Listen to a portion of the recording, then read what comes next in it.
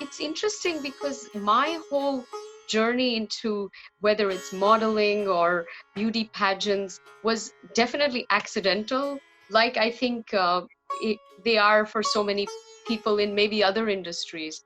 Uh, I was always an academic student. I loved studying. Even today, I see myself much more as an intellectual and somebody who's an academic more than anything else. But when I was in actually, this is when I was working, yeah, as a banker, that someone saw my profile or my photo somewhere, and they thought, wow, you should compete in this beauty pageant that we are hosting. We need role models like yourself to talk about social issues, environmental concerns, and you could be a great ambassador. Use it as a platform. So I was really not that interested in competing in some beauty pageant, but I think the lady was trying to tell me that I could bring something to the table, and she actually insisted that I joined. So I did. I joined. I competed, and there, I collaborated with Water Africa, and I got quite close to them, and I did some other work with them in the future. And that sort of, it was a nice experience. But I realized, kind of, this is not who I am. I mean, for a lot of these girls, winning a title is the most precious achievement for them. And for me, it's probably not even on my list of top 10 things I want to do in my life. So I didn't think much of it. However, the platform that was given to me was enormous. I got a lot of media coverage. I was on all the newspapers, TV shows, and people came to know about me, and then they invited me to compete in others, and then I won a bunch, and so on and so forth. And then I got um, into modeling and brand endorsements and all of that stuff. And then my acting, Bollywood and Hollywood career came a little bit after that as well. So these things sort of happen very organically for me.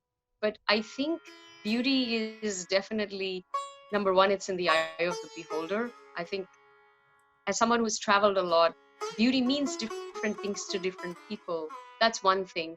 But then I think beyond anything, real beauty is how you are as a person on the inside, and how you make people feel around you. Because people will never forget that. They may, for a lot of, women in the fashion and film industry, don't focus on, and they don't cultivate.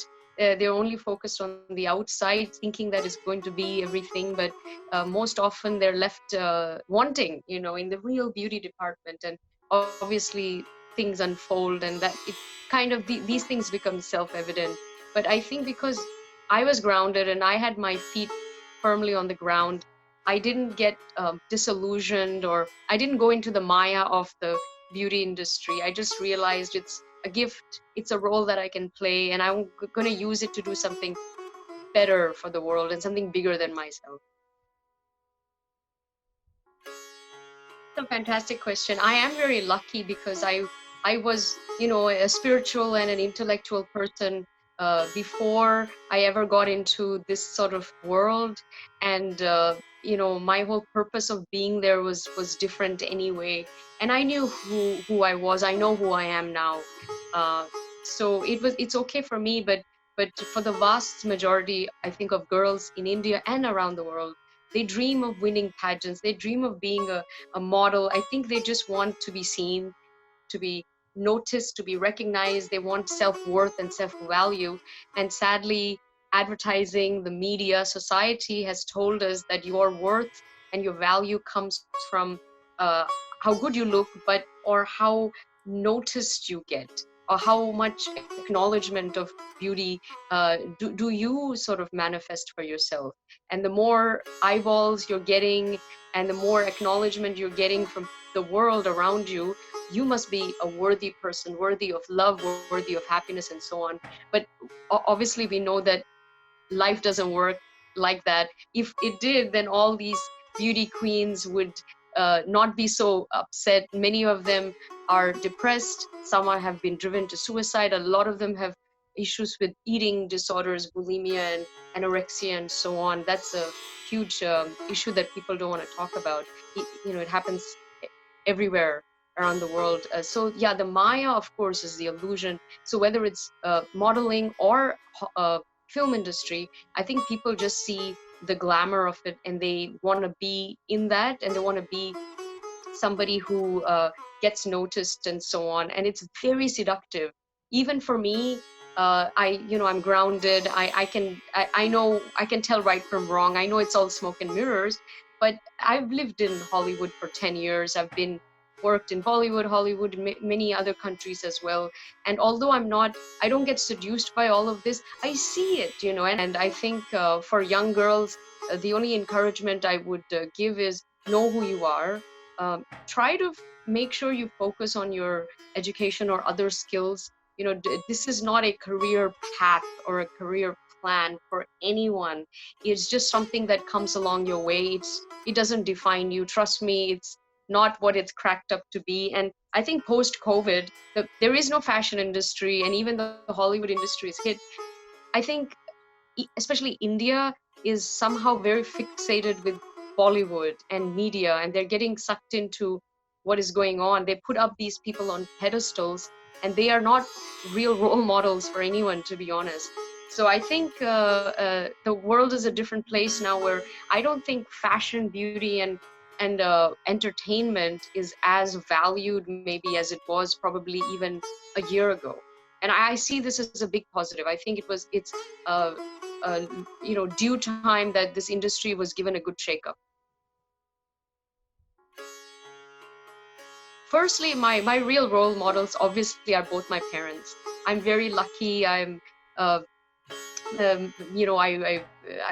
do I put it? I'm honored and privileged to have been born into a family and two parents who are selfless, spiritual people, and they're deeply immersed in our Vedic philosophy, our Sanatan Dharma.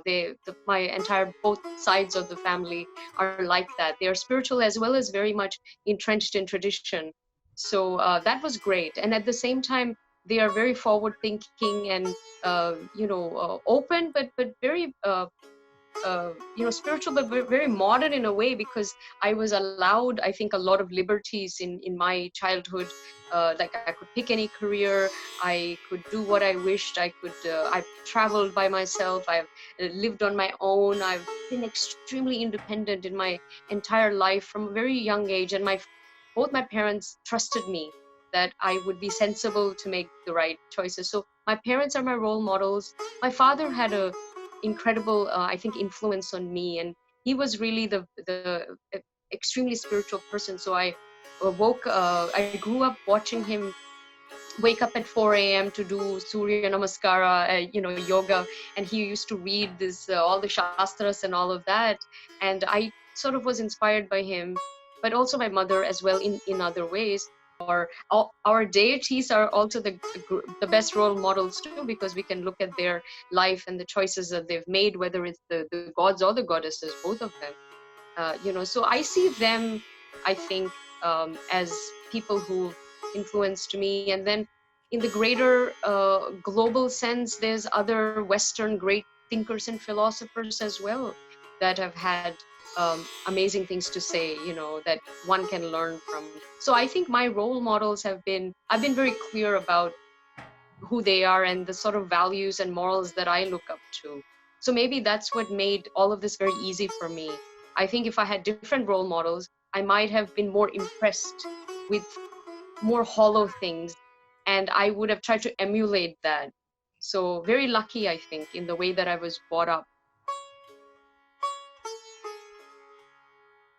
This is the most unique thing and the most distinguishing feature of India and Sanatan Dharma, is this ability to be in complete harmony with oneself, with the divine, and with everything around us and the environment. I think it's the only framework that does that, and it does it in a very organic, gentle way. I think in the West and in other civilizations, or civilizational frameworks, let's say, they look at everything as black and white. It's either this or that. You have to pick something and you have to discard something else. You cannot have both. But I think the dharmic way is that you can actually have both, because you have both aspects within you. You have the light and the dark within you. You have the male and the female, the Shiva Shakti. In the Chinese philosophy, it's the yin yang, and that comes from this dharmic um, ethos, I think, of complete inclusiveness, pluralism, openness, all-encompassing, syncretic quality of life. Everything about Sanatana Dharma is it's omnipresent, it's omnia, it's omni everything, right? It's all, it's everything.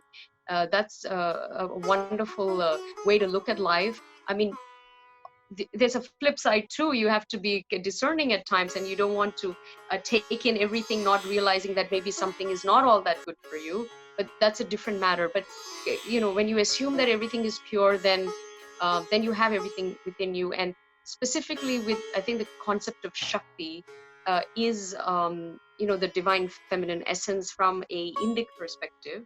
uh, Shakti doesn't exist without Shiva. Shiva doesn't exist without Shakti, I would say. Maybe Shakti can actually survive. She can probably do it on her own, to be honest. But she yet, even though she's the high goddess and the priestess, she wants the Shiva. I think that's the beautiful thing. It's in Sanatana Dharma, we don't encroach on the other's space or value or power. We don't have to take away from the God to prop ourselves up. We are already upheld, and his job is to uphold us. And once we are there, we don't discard anyone. We actually completely are in harmony. And I think that's a beautiful way to look at male-female relationships. And when you talk about this topic of feminism today in the world, there's a lot of issues there. And I think the missing link is this way of looking at the genders or the two energies.